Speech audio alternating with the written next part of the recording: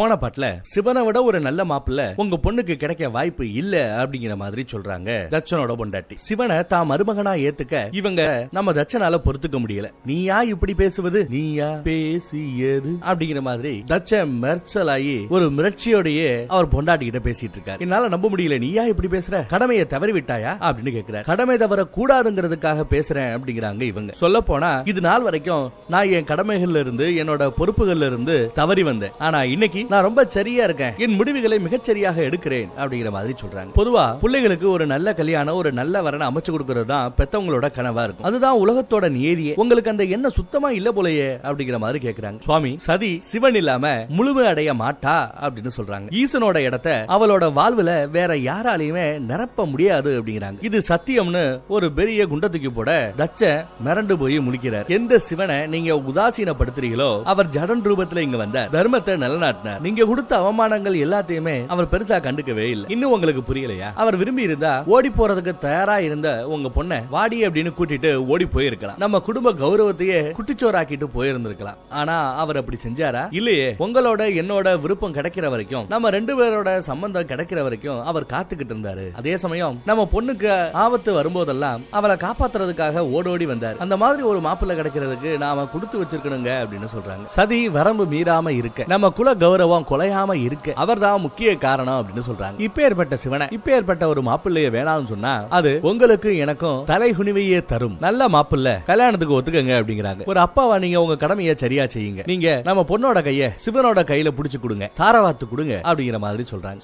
சதியோட சகோதரிகள், இந்த அம்மாவோட மருமகன்னு எல்லா பேரும் இந்த நல்ல செய்தியை கேட்டு சந்தோஷப்படுறாங்க. அந்த பக்கம் வைகுண்டத்துல லட்சுமி தேவி மகாவிஷ்ணுவை பார்த்து, சிவனோட திருவிளையாடல் அதாவளா முடிஞ்சு போச்சா? சிவன் எவ்வளவு கஷ்டப்பட்டிருக்காப்ல, சதிக்காக மனித ரூபம் தரித்தார், மனிதனாகவே வாழ்ந்தார், படக்கூடாத அவமானங்களை எல்லாம் பட்டார். அப்படி இருந்தோம் இன்னும் ஒண்ணு பெருசா சதியோட வாழ்க்கையில எதுவும் மாறலையே. இன்னும் சிவனும் சதியும் சேரல, ரெண்டு பேரும் சேருவதற்கான அறிகுறிகள் கூட பெருசா இல்ல. அதுக்குள்ள சிவனும் தன்னோட மாநில ரூபத்தை விட்டுவிட்டு கைலாயமலைக்கு வந்து சேர்த்துட்டாரு. எனக்கு ஒன்னும் பிடிபடலையே அப்படிங்கிற மாதிரி லட்சுமி தேவி சொல்ல, சிவனோட திருவிளையாடலே அதுதான். அவர் தனக்கு என்ன தேவையோ அதுல பாதி வரைக்கும் தான் விளையாட்ட அவர் ஆடுவார், மீதி விளையாட்ட எதிரில் இருக்கிறவங்க ஆடட்டும்னு விட்டுருவாரு. அப்படித்தான் இப்போ அவரோட திருவிளையாடல் மற்றவர்களால இப்போ விளையாடப்பட்டு கொண்டு இருக்கிறது அப்படிங்கிற மாதிரி சொல்றாங்க. எனக்கு தெரிஞ்சு இனிமே நடக்க போறது எல்லாமே நல்லதாவே நடக்கும் அப்படிங்கிற மாதிரி விஷ்ணுவே சொல்லிட கட் பண்ணி மறுபடியும் நம்ம தட்சரா காமிக்கிறாங்க. தட்ச அநியாயத்துக்கு புலம்புறான். சிவன் ஒரு ஏமாத்துக்காரன். அவன் ஜடனோட ரூபத்துல இருந்து இந்த அரண்மனைக்குள்ள செய்யாத தப்பெல்லாம் செஞ்சுட்டான். மாறுவேஷம் போட்டு உள்ள வந்தவனோட கைய கால கட்டி சிறையில அடைங்க அப்படின்னு சொல்லுவீங்கன்னு பார்த்தா, மாறுவேஷம் போட்டு உள்ள வந்து உங்க எல்லாரோட மனசை கலைச்சவன போய் நீங்க நல்ல வைங்கிறீங்க. அவன் பண்ண அந்த கபட நாடகம் உங்களுக்கு தெரியலையா? ஒத்துமையா இருந்த இந்த குடும்பத்தை அவன் பிரிச்சுட்டான், பாச பிணைப்பையும் பிரிச்சுட்டான். என்ன செய்யணும்னு நினைச்சு இங்க வந்தானோ அது எல்லாம் சிறப்பா செஞ்சுட்டு போயிட்டான். என் குடும்பம் சதஞ்சு போறதை நான் பாக்குறேன், அதுல அந்த ஆளு மகிழ்ச்சி அடைவதை நான் காண்கிறேன், இந்த நிலையை கண்டு நான் வேதனை அடைகிறேன் அப்படி இப்படின்னு பேசிக்கிட்டு இருக்கும்போது நம்ம காசிப ரிஷியோ, இங்க சொல்ல போனா வேதனை அடைகிறது உங்களோட அகங்காரம் தான், உங்களை தவிர மீறி எல்லாருமே இந்த முடிவுல சந்தோஷமா தான் இருக்கிறாங்க அப்படிங்கிற மாதிரி சொல்ல, போதும் கொஞ்சம் மூர்றியா அப்படின்னு மருமக புள்ளைய திட்டுறாப்ல. கொஞ்சம் யாரு முன்னாடி பேசுறேங்கிறத மறந்துடாத, ஈசனோட பேரை இந்த அரண்மனையில உச்சரிப்பது அப்படிங்கிறது பெருங்குற்றம் அப்படின்னு பழைய கதையவே பேசுறாரு. நீங்க ஈசனோட பக்தர் எனக்கு தெரியும், அதனாலதான் ஈசனை பத்தி பேசினா உங்களால பொறுத்துக்க முடியல அப்படிங்கிறார். ரேவதி வக்காலத்து வாங்க வர உன் புருஷனை காப்பாத்திட்டாரு அந்த சிவன், அதனால சிவன் மேல நீயும் அக்கறை காட்டுற, அப்பா கிட்ட பேசுறேங்கிறது ஞாபகம் இருக்கட்டும், அடக்கி வாசின்னு பொண்ணையும் சத்தம் போட்டு அமைதியாக்குறாரு. இன்னொரு அக்காவோ ஒருத்தர் காதலிக்கிறாங்க, பேசாம சேர்த்து வைங்கிடாடி அப்படின்னு கேக்குறாங்க. அதே சமயம் தட்சனும் நம்ம பிறகு ரிஷி இருக்காருல்ல அவரை பார்த்து உங்களோட கருத்து என்ன அப்படின்னு கேக்குறாரு. தட்சன் கேக்குறாரு. அவர் கொஞ்சம் பொடி வச்சு பேசுறாப்ல. சத்தியத்தை மறைக்கிறது சாத்தியம், ஆனா சத்தியத்தை அழிக்க முடியாது அப்படின்னு சொல்றாரு. சத்தியம் என்னைக்காவது ஒரு நாள் வெளியில வரும், அப்படி வெளியில வரும்போது அதை மூடி வைக்க முயற்சி பண்ண நாம தான் கஷ்டப்படுவோம் அப்படிங்கிறார். உங்களுக்கே தெரியும் நான் எதிர்காலத்தை மிக சிறப்பா கணிப்பேன் அப்படின்னு. அப்படி நான் எதிர்காலத்தை கணிச்சு பார்க்கையில சதி சிவனை தவிர வேற யாரையுமே கல்யாணம் பண்ணிக்க வாய்ப்பு இல்லைங்கிறத நான் புரிஞ்சுக்கிட்டேன் அப்படின்னு சொல்றாரு. யாரோ ஒரு மூணாவது மனுஷன், அந்த சத்வீசன், அவன் சிவனும் சதியும் லவ் பண்றதை தெரிஞ்சுக்கிட்டு அவங்களுக்கு இடையூறா இருக்க வேண்டாமேன்னு சொல்லி தனக்கு கிடைச்ச அந்த புது முகத்தை கூட வேண்டான்னு வீசி எறிஞ்சிட்டு போனான். மூணாவது மனுஷனுக்கு உங்க பொண்ணு மேல இருக்கிற அக்கறை கூட பெத்த தகப்ப உங்களுக்கு இல்லையே அப்படின்னு பாயிண்ட பிடிக்கிறாங்க. பேசாம சிவனுக்கும் சதிக்கும் சீக்கிரம் கல்யாணம் பண்ணி வச்சிடலாம் அப்படின்னு சொல்றாங்க. தட்சனால அதை கேட்க முடியல. அதே சமயம் அந்த பக்கம் அரக்கர்கள் பேசிட்டு இருக்காங்க. தாரகாசுரன் சிவனுக்கும் சதிக்கும் கல்யாணம் நடக்கிறதுக்கு முன்னாடியே அவங்களை நம்ம அட்டாக் பண்ணணும் அப்படிங்கிற மாதிரி போதொடுக்கணுங்கிற மாதிரி பேசிக்கிட்டு இருக்கும்போது இன்னொருத்தவர் செய்து கொண்டு வர சக்ரி ஹயக்ரீவே அவன் பேரு. அவன் செய்தி கொண்டு வரான். யாருகிட்ட இருந்து செய்தி வந்திருக்கு? அசுர குரு சுக்ராச்சாரியார் கிட்ட இருந்து செய்தி வந்திருக்கு. என்ன செய்தி அப்படின்னா, சிவங்கிட்ட இருந்து தவம் புரிந்து சஞ்சீவினி மூலிகையை நான் அடையிற வர தேவர்கள் மீது நீங்க போதெடுக்க கூடாது, காத்திருக்கணும் அப்படின்னு அசுர குரு சுக்ராச்சாரியார் கிட்ட இருந்து தூது வந்திருக்கு அப்படின்னு எடுத்து சொல்றாப்ல. அதையும் மீறி நீங்க ஏதாவது கை வச்சீங்கன்னா அது தேவ அசுர யுத்தத்துக்கு வழிவகுக்கும். அப்படி நடந்தா சுக்ராச்சாரியாருக்கு அந்த சஞ்சீவினி மந்திரம் கிடைக்காம போயிடும், காத்துருங்க அப்படிங்கிறாரா. சஞ்சீவினி மந்திரம் மட்டும் சுக்ராச்சாரியருக்கு கிடைச்சிருச்சுன்னா அதுக்கப்புறம் யுத்தம் நடந்து எத்தனை முறை நம்ம ஆட்கள் செத்தாலும் அவங்க எல்லாத்தையும் திரும்ப திரும்ப உசுரோட அவரால் கொண்டு வர முடியும். அதுதான் அவரோட ஐடியாங்கிற மாதிரி எடுத்து சொல்றாரு. அதுக்கு தாரகாசுரனும் அட போய, அவர் அந்த தவத்தை முடிக்கிறதுக்கு முன்னாடியே சிவனும் சதியும் கல்யாணம் பண்ணிடுவாங்க, அவங்களுக்கு என்ன போட்டு தள்ளுறதுக்கு ஒரு பையனும் பிறந்துருவேன், அது வரைக்கும் எல்லாம் காத்திருக்க முடியாது அப்படின்னு சத்தம் போறாரு இவர். நாளைக்கு தச்சன் தான் பொண்ணுக்கு சுயம்பரம் நடத்த போறாராமே. அந்த சுயம்பரத்துல இளவரசர்கள் மாதிரி நம்மளோட அரக்க சேனை தேவர்கள் மாதிரி வேஷம் போட்டு சுயம்பரத்துல பங்கெடுப்பாங்க. நல்ல சந்தர்ப்பம் கிடைச்சதும் சதிய போட்டு தள்ளிடுவாங்க. நல்ல செய்தி ஒன்ன தேடி வரும் போ அப்படின்னு சொல்றாரு. இந்த பக்கம் நம்ம தச்சனும் நீங்க யாரு என்ன சொன்னாலும் சரி ஏன் முடிவுல மாற்றம் இல்ல, நீங்க எண்ணுவது ஈடேறாது அப்படின்னு சொல்றாரு. உங்க எல்லாரையும் ஆளாக்குறதுக்கு என் ஒட்டுமொத்த சக்திகளையும் அதிகாரங்களையும் நான் பயன்படுத்தி இருக்கிறேன் அப்படிங்கிறது உங்களுக்கு தெரியும். ஆனா உங்க எல்லாரோட கண்ணு முன்னாடியும் இப்ப நான் ஒரு விரோதி மாதிரி வந்து நிக்கிறேன். சரி, உங்க அப்பா உனக்கு விரோதியா சொல் அப்படின்னு கேக்குறாரு. நான் உனக்கு நல்லது செய்வேனா மாட்டேனா, ஒரு அப்பாவா என் கடமை நான் சரியா செஞ்சுட்டு இருக்கனா இல்லையா, நீ பதில் சொல்லு அப்படின்னு பொண்ணை பார்த்து கேக்குறாரு தச்சன். இல்ல, நீங்க என்னோட விரோதி இல்ல, என் நலனின் மீது அக்கறை கொண்டவர். அதே சமயம் நான் சிவனை காதலிச்சது நிஜம், சிவனை கல்யாணம் பண்ணிக்கணும்னு ஆசைப்பட்டது நிஜம், சிவன் என் கண்களை திறந்தார் அப்படிங்கறதும் நிஜம். வீட்டுல அப்பா அம்மாவோட சம்மதத்தோட தான் நம்ம கல்யாணம் நடத்தணும், கல்யாணம்னு ஒண்ணு நமக்கு நடந்தா அவங்க 2 பேரோட சம்மதத்துல தான் நடக்கணும் அப்படின்னு அவர் சொன்னதும் நிஜம். ஆனா இது எல்லாத்தையும் தாண்டி எனக்கு எங்க அப்பாவோட கௌரவம் முக்கியம். இப்ப நீங்க விருப்பப்பட்டா கூட நீங்க நடத்த போற அந்த சுயம்பரத்துல கலந்துக்க நான் தயாரா தான் இருக்கேன் அப்படின்னு சதி ஒரு பெரிய குண்டை தூக்கி போடுறாங்க. மித்த எல்லாரும் ஷாக் ஆயிராங்க. சதி, நல்லா யோசிச்சு சொல்லு, மறுபடியும் சிவன் வேற ஏதாவது ஒரு மனித ரூபம் தடுத்து சுயம்பரத்துக்கு வருவான் அப்படின்னு மட்டும் நீ நினைச்சாரு. சிவன் எந்த ரூபத்துல வந்தாலும் அவனுக்கு சுயம்பரத்துல அனுமதி கிடையாது அப்படிங்கிறாரு தச்சன். ஏதோ ஒரு தடவை ஏமாந்துட்டேன், ஒவ்வொரு தடவையும் நான் ஏமாற மாட்டேன். சதியோட கல்யாணம் முடிகிற வர சதியை யாரு கூட நான் பேச விட போறது இல்ல அப்படிங்கிற மாதிரி தச்சன் சொல்றாரு. பயப்படாதீங்க டாடி, என் மனசை யாரும் கலைச்சிட மாட்டாங்க, இவ்வளவு நீங்க யோசிக்கணும்னு அவசியம் இல்ல, உங்கள் ஆணை என்னவோ அதை செய்வதற்கு நான் சித்தமாக இருக்கிறேன் அப்படிங்கிறாங்க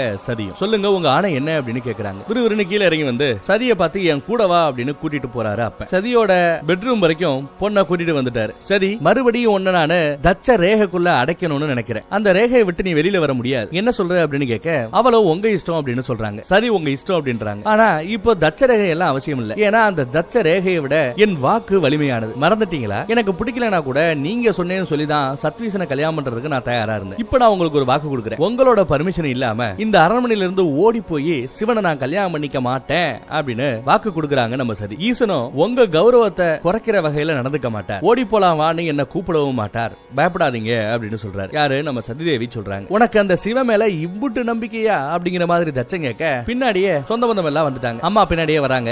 ஏன் இவ்வளவு கோவப்படுறீங்க, என்னைக்கு உங்ககிட்ட இருந்து என் பொண்ணுக்கு விடுதலை கிடைக்கும், அவளை ஏன் சித்திரவதை பண்றீங்கன்னு கேள்வியா கேட்டு கொள்றாங்க. சிவனையும் சதியையும் பிரிக்க முடியாது, நீங்க இப்ப முயற்சி பண்றது எல்லாமே வீண்தான் அப்படிங்கிற மாதிரி பிறகு ரிஷியும் சொல்றாரு. இல்ல, நான் ஏற்கனவே நிறைய பேருக்கு சொல்லி அனுப்பிச்சிட்டேன், சதிக்கு நடக்க போற இந்த சுயம்பரத்துல தான் என்னோட கௌரவமே அடங்கி இருக்கு அப்படிங்கிற மாதிரி சொல்றாரு. இதுல இருந்து நான் பின்வாங்க போறது இல்ல, சுயம்பரம் நடந்தே தீரும்னு ஒத்த கால நிக்கிறாரு நம்ம தச்சன். சிவனை பத்தி எனக்கு நல்லா தெரியும், அவன் சூழ்ச்சி செய்வான் அப்படிங்கறதும் தெரியும், கண்டிப்பா இந்த சுயம்பரத்தை கெடுக்கிறதுக்கு ஏதாவது ஒண்ணு செய்வான் அப்படின்னு தச்சன் நம்புறாரு. சுயம்பரம் நடக்கிற அன்னைக்கு அரண்மனையோட வாயில்ல சத்திய வாசலை நீங்க உருவாக்கணும், அது வழியா யாரு உள்ள வந்தாலும் எந்த மாறு வேஷத்துல வந்தாலும் அவங்களோட உண்மையான ரூபம் நமக்கு தெரிய வரும், செய்யுங்க அப்படின்னு சொல்றாரு. எங்க உங்களுக்கு அறிவு இருக்காங்கிற மாதிரி பொண்டாட்டி கேக்குற. பொண்ணை தூக்கிட்டு போறதுதான் தன்னோட முடிவா இருந்திருந்தா ஜடனா இங்க வந்தப்பயே பொண்ணை தூக்கிட்டு போயிருக்கலாமே, அவர் அப்படி செய்யலையே அப்படின்னு சொன்னா நீ கொஞ்சம் நிறுத்துறியாங்கிற மாதிரி கையை தூக்கி காமிக்கிறாரு நம்ம தச்சன். பிரகு, நான் கேட்டதுக்கு நீங்க என்ன பதில் சொல்லலையே அப்படின்னு கேட்க மன்னிக்கணும் மன்னா அப்படின்னு ஆரம்பிக்கிறார். பிரகு, சப்த ரிஷிகளே எனக்கு ரொம்ப பிடிச்சவர் நீங்க மட்டும்தான், ஆனா உங்க வாயில இது வரைக்கும் மன்னிச்சுக்கங்க இருந்தாலுங்கிற வார்த்தைகள் வந்ததே கிடையாது, எப்ப வர ஆரம்பிச்சது, நீங்களே எனக்கு எதிராக திரும்பிட்டீங்களா அப்படின்னு கேட்கிறார். இன்னைக்கு உங்களோட உதவி எனக்கு தேவைங்கிற அந்த நிலைமையில கூட எனக்கு நீங்க உதவி செய்ய தயாரா இல்லையா அப்படின்னு கேட்கிறார். இல்ல மன்னா, அது அப்படின்னு இவங்க பேச ஆரம்பிக்கிறதுக்குள்ள கோவப்பட்டு நான் சொல்றதை செய்யல, உங்களுக்கு தண்டனை கொடுக்கவும் நான் தயாரா இருக்கிறேங்கிற மாதிரி தச்ச பிரகுமுனியவே மிரட்ட ஆரம்பிக்கிறார். அப்ப நம்ம சதிதேவி கைகூப்பி முன்னாடி வராங்க. அவசரப்படாதீங்க அப்படின்னு சொல்றாங்க. யாருக்கும் நீங்க தண்டனை சாபகமும் கொடுத்துறாதீங்க, சுயம்பரம் நடத்த போறது எனக்காகத்தானே, அதுல எனக்கு எந்த ஆட்சேபனையும் இல்ல, நான் சுயம்பரத்துல கலந்துக்கத்தான் போறேன், அப்பா கேட்கிற மாதிரி தயவு செஞ்சு கொடுங்க அப்படின்னு நம்ம சதியே பிரகுமுனியை பார்த்து கைகூப்பி வேண்டி கேட்டுக்கிறாங்க. பிரகுமுனியும் சரின்னு ஒத்துக்கிறார். தச்ச யோசிக்கிறாப்ல, நாம கேட்டு இவங்க சரின்னு ஒத்துக்க மாட்டேங்கிறாங்க, சின்ன பொண்ணு இவ கேட்டா சரிங்கிறாங்களே அப்படிங்கிற மாதிரி ஒரு பார்வை பார்த்துட்டு விறுவிறுன்னு அந்த ரூமை விட்டு வெளியில போற. மறுபடியும் நம்ம சதிய வேதனை ஆட்கொள்கிறது. தச்சன் கேட்ட மாதிரியே அடுத்த நாள் காலையில சுயம்பரத்தன்னைக்கு வாசல்ல உண்மையை கண்டறியக்கூடிய அந்த மந்திரத்தை போட்டு வச்சிருக்காரு. யார் அந்த கேட்டை தாண்டி வந்தாலும் அவங்களோட அந்த உண்மையான ரூபம் நமக்கு தெரிய வந்துடும். யாரு வேஷம் போட்டு வந்தாலும் அவங்களை கண்டுபிடிச்சிட முடியுமா அப்படின்னு கேட்டா ஆமா, இது பொதுவான மந்திரம். யாரு வேஷம் போட்டு வந்தாலும் அவங்களை ஈஸியா நம்மளால கண்டுபிடிக்க முடியுங்கிற மாதிரி பிரகரிசியும் சொல்றாப்ல. ஆமா, கல்யாணத்துக்கு சொந்த பந்தம் எல்லாரையும் கூப்பிட்டீங்களா இல்லையா? விஜயா அவளை கூப்பிட்டீங்களா அப்படின்னு கேக்குறாரு. யார் அந்த விஜயா? தெரியல, தங்கள் விருப்பம் அண்ணா அப்படிங்கிறாரு பிரகரிஷியும். அந்த பக்கம் பொண்ணை பெத்த மனசோ துடிக்குது. சிற்ப கூடத்துல ஜடன் தச்சன் கேட்டாரேன்னு சிவனோட சிலையை செஞ்சுட்டு போயிருப்பாரு இல்லையா, அந்த சிலையை பார்த்து வணங்குறாங்க. என் பொண்ணை எப்படியாவது கூட்டு போங்க, கல்யாணம் பண்ணுங்க அப்படின்னு வேண்டி கேட்டுக்கிறாங்க. முதல் தடவையா ஆண்டாண்டு காலமா மகாவிஷ்ணுவை மட்டுமே உபசரிச்ச கும்பிட்ட இந்த வாயால முதல் தடவை சிவனை நோக்கி கும்பிடுறாங்க. சிவ மந்திரத்தை சொல்லி கும்பிடுறாங்க. மெய் மறந்து போய் கும்பிடுறாங்க. அதே சமயம் அங்க ரேவதி வந்துடுறா, மித்த மகளும் வந்துடுறாங்க. எல்லா பேருமே சிவ மந்திரத்தை சொல்லி சிவனை கும்பிடுறாங்க. தான் பொண்ணுக்கு ஒரு நல்ல வாழ்க்கையை கொடுக்க சொல்லி கும்பிடுறாங்க. அந்த பக்கம் நம்ம பிரம்மதேவரோ வைகுண்டத்துல போய் விஷ்ணுவை மீட் பண்ணி பேசுறாப்ல. எவ்வளவு காலம் தான் என் புள்ள எனக்கு சங்கடத்தை மட்டுமே கொடுப்பேன் அப்படின்னு வருத்தப்பட்டு புலம்புறாரு. எவ்வளவோ தடவை உண்மையை எடுத்து சொன்னாலும் அவன் ஒத்துக்க மாட்டேங்கிறானே. ஈசனையும் சதியையும் பிரிக்க முடியாது. வேணும்னா அவங்களோட கல்யாணத்தை தாமதப்படுத்த வேணா முடியுமே தவிர நிரந்தரமா அவங்களை பிரிச்சு வச்சிருக்க முடியாதுங்கிறத அந்த மரமண்டைக்கு ஏறவே மாட்டேங்குதுங்கிற மாதிரி சொல்றாரு பிரம்மதேவர். இந்த சங்கடத்துக்கு தீர்வு சொல்லுங்களேன் அப்படிங்கிற மாதிரி விஷ்ணுவை பார்த்து கேட்கிறாரு பிரம்மதேவர். இப்போ மாறு வேஷத்துல வரவங்களை கண்டுபிடிக்கிறதுக்காக வாயில்ல ஒரு மந்திரத்தை போட்டு வச்சிருக்காங்க. மந்திர வேலை செய்யும் நிஜம்தான். ஆனா யார் அது காட்டு கொடுக்கும்? தச்சனோட அனுமதி இல்லாம, தச்சனோட வரவேற்பு இல்லாம உள்ள வரவங்களை தான் அந்த மந்திரம் காட்டி கொடுக்கும். ஆனா தச்சன் ஏற்கனவே அனுமதிச்ச இன்வைட் பண்ணவங்களை அந்த மந்திரம் காட்டி கொடுக்காது அப்படின்னு சூசகமா பேசுறாரு. ஆமா, எப்ப இவர் ஈஸ்வரனை வர சொல்லி இன்வைட் பண்ணாரு அப்படின்னு நாமளும் யோசிச்சா 2-3 எபிசோடுக்கு முன்னாடி அதை நம்ம தெரிஞ்சுக்கிட்டோம். ஞாபகம் இருக்கா? ஜடன் கிட்ட சிவனோட சிலையை செய்யுங்க, நம்ம அரண்மனையில ஒரு வாயில் காவலன் மாதிரி இருந்து என் பொண்ணோட சுயம்பரத்தை அவன் பார்க்கட்டும் அப்படிங்கிற மாதிரி சொல்லி ஒரு சிலையை செய்ய சொல்லியிருப்பாரு. ஜடனும் தான் கையால அருமையான அந்த சிவன் சிலையை செஞ்சுட்டு போயிருப்பாப்ல. அந்த சிலை இன்னும் உள்ளதான் இருக்கு. அத இன்டைரக்டா நம்ம தச்சன் வரவேற்ற மாதிரி தானே. அதனால தச்சன் நேரடியாகவோ மறைமுகமாகவோ இன்வைட் பண்ண நம்ம சிவனை அந்த மந்திரம் காட்டி கொடுக்காது அப்படிங்கிறது தான் விஷ்ணுவோட ஐடியா. இன்னும் எவ்வளவோ திருவிளையாடல்களை சிவன் நிகழ்த்த இருக்கிறார். சிவ லீலைகளை கண்டுகளியுங்கள் அப்படின்னு நம்ம மகாவிஷ்ணுவே சொல்றார். இந்த பக்கம் நாம எதிர்பார்த்த மாதிரியே சிற்ப கூடத்தில் இருந்த சிவனோட சிலையை அப்படியே நகர்த்தி கொண்டு வந்து அரண்மனையில நடக்க போற அந்த சுயம்பரத்தை பாக்குற மாதிரி ஒரு மேடையில சிலையை நிப்பாட்டி வச்சிருக்காரு நம்ம தச்சன். சிலையை பார்த்து சிவன் நினைச்சு இவர் பேசுறாரு. எத்தனை தடவை உன்னை நான் அவமானப்படுத்தினேன், அப்படியே போயிருக்கலாம்ல, அதை விட்டுவிட்டு என்னால அவமானப்படுத்தப்படணுங்கிற ஒரே நோக்கத்தோட தான் நீ செயல்படுகிறாயா? ஒவ்வொரு முறையும் உன்னை அவமானப்படுத்தி படுத்தி படுத்தி எனக்கே போர் அடிச்சு போச்சுங்கிற மாதிரி சிவனை இன்னும் சாடி கொண்டிருக்கிறார் நம்ம தச்சன். மயானத்துல உருண்டு புரண்டுகிட்டு இருக்கிற உனக்கு என் பொண்ணு கேக்குதா அப்படின்னு முறைச்சு பேசிட்டு இருக்காரு. இந்த பக்கம் உள்ள பார்த்தா சதிக்கு அலங்கார வேலைகள் போய்கிட்டு இருக்கு. அங்க அம்மா கேக்குறாங்க, என்ன நினைக்கிற, சிவன் உன்னை கல்யாணம் பண்ணிக்க இங்க வருவாரா அப்படிங்கிற மாதிரி அம்மா கேக்குறாங்க. கண்டிப்பா வருவார், உங்களோட அப்பாவோட அனுமதியை பெறுவார், என்னையும் கூட்டிட்டு போவாருங்கிற மாதிரி சதியும் ரொம்பவே மனசார அந்த மேட்டரை நம்புறாங்க. அது எப்படி சாத்தியம்னு ரேவதி கேக்குறாங்க. அந்த மந்திர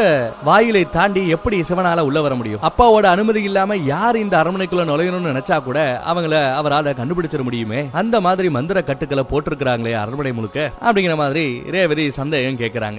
சிவனால நுழையவே முடியாத இடத்துல எப்படி சிவன் உள்ள வருவாரு, உங்ககிட்ட பர்மிஷன் கேட்பாரு, உன்னை கூட்டிட்டு போவாரு அப்படின்னு ரேவதி கேள்வி மேல கேள்வியா கேட்க, அதெல்லாம் எனக்கு தெரியாது, ஆனா நான் முழுமையா நம்புறேன் சிவன் வருவார், அருள் தருவார் அப்படிங்கிற மாதிரி சதிதேவி சொல்றாங்க. இந்த பக்கம் பார்த்தா சுயம்வரத்துக்காக நிறைய இளவரசர்கள் வருகை தராங்க. எல்லா பேரும் அந்த மந்திர வாயில தாண்டி தான் உள்ள வரணும். நிறைய பேர் வராங்க. அவங்கள தச்சனும் மித்த ஆட்களும் வரவேற்கிறாங்க. இந்திரர் கூட உள்ளதா இருக்கார், அவரும் வரவேற்கிறார். திடீர்னு ஒரு 3 இளவரசர்கள் உள்ள வரும்போது பார்த்தா அந்த மந்திரத்துக்கு வெளியில இளவரசர்கள் மாதிரி தெரிவாங்க. ஆனா மந்திரத்துக்குள்ள வந்தா அவங்களோட உண்மையான ரூபம், அந்த அரக்க ரூபம் தெரிய ஆரம்பிக்குது. அத பார்த்த இவங்க எல்லாருக்கும் பயங்கர ஷாக்கு. தச்சன் முழிக்கிறான், என்ன சுயம்பரத்துக்கு அரக்கர்கள் வராங்களே அப்படின்னு. உடனே தன்னோட வாயில் காவலர்களை விட்டு அவங்கள அரெஸ்ட் பண்ண சொல்லுவார். ஆனா அதுக்குள்ள அப்படியே புகையா அவங்க மறைஞ்சு போயிடுறாங்க. எதுக்கு அசுரர்கள் உள்ள வர பாக்குறாங்க அப்படிங்கிற மாதிரி உங்களுக்கு குழப்பம். பட் இருந்தாலும் இதுக்கப்புறம் நம்ம யாரையும் உள்ள விட வேண்டாம். இதுவரை வந்த இளவரசர்களையே ஒரு நல்ல இளவரசரா தேர்ந்தெடுத்து நம்ம சதியோட கல்யாணம் பண்ணி வச்சிடலாங்கிற மாதிரி தச்சன் முடிவு பண்ணிட்டார். நிறைய பேரு கல்யாணத்துக்கு தயாராகி வந்திருக்காங்க. கழுத்துல மாலையோட வெயிட் பண்ணிக்கிட்டு இருக்காங்க. குடும்பத்தில் இருக்கிற யாரோட முகத்திலையும் சந்தோஷம் இல்ல.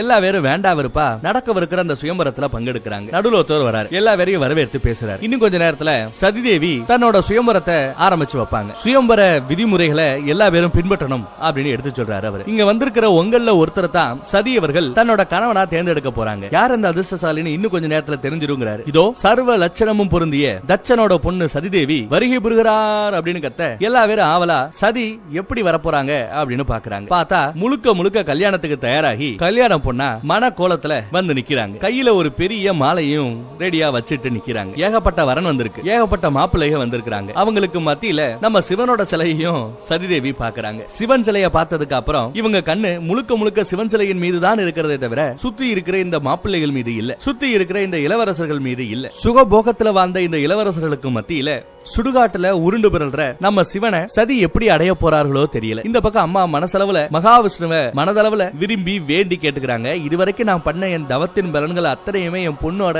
இந்த முடிவுக்காக நான் ஒப்புவிக்கிறேன். என் பொண்ணோட விருப்பப்படி இந்த சுயம்வரம் முடியணும், ஆசி புரிங்கன்னு மனதளவுல வேண்டுறாங்க அம்மா. அக்காமார்களோ என்ன நடக்க போதுங்கிற மாதிரி ஆர்வமா பாத்துக்கிட்டு இருக்காங்க. கையில மாலை ஏந்தி நம்ம சதிதேவி சபைக்கு மத்தியில நடந்து வந்துகிட்டே இருக்காங்க. சுத்தி ஏகப்பட்ட இளவரசர்களும் இருக்காங்க. யாருக்கு நம்ம சதி மாலை போட போறா, என்ன நடக்க போகுது, இன்னும் சில வினாடிகள்ல அது நமக்கு தெரிய வந்துடும். சிலைய நோக்கி வந்தவங்க சிலையை பார்த்து மனதளவுல சிவன் கிட்ட பேசுறாங்க. நான் உன் மீது கொண்ட அந்த காதல் உண்மையா இருந்தா இன்னைக்கு உங்களோட எனக்கு கல்யாணம் நடக்கும், அதை நான் முழுசா நம்புறதா சொல்றாங்க. சொல்லிட்டு இந்த பக்கத்துல அப்படியே திரும்ப சதியும் யாரோ ஒரு ஆளுக்கு மாலை போறதுக்கு தயாரா இருக்க அப்ப தச்சன் சற்று பொறு அப்படின்னு சொல்றாரு. இன்னைக்கு உங்க அப்பா நானு அழகு, அறிவு, ஆஸ்தி எல்லாத்திலையும் சிறந்த மனிதர்களையும் கந்தர்வர்களையும் தேவர்களையும் அணிவகுத்து உனக்காக நிக்க வச்சிருக்கிறேன். இதுல உனக்கு பிடிச்ச மணவாளனை நீ தேர்ந்தெடுத்துக் கொள்ளலாம் அப்படின்னு சொல்றாரு. நான் இன்வைட் பண்ண இவங்கல்ல யார வேணாலும் நீயே மாலை போட்டு தன்னோட கணவனா தேர்ந்தெடுத்துக்கலாம் அப்படின்னு பர்மிஷன் கொடுக்கிறாரு.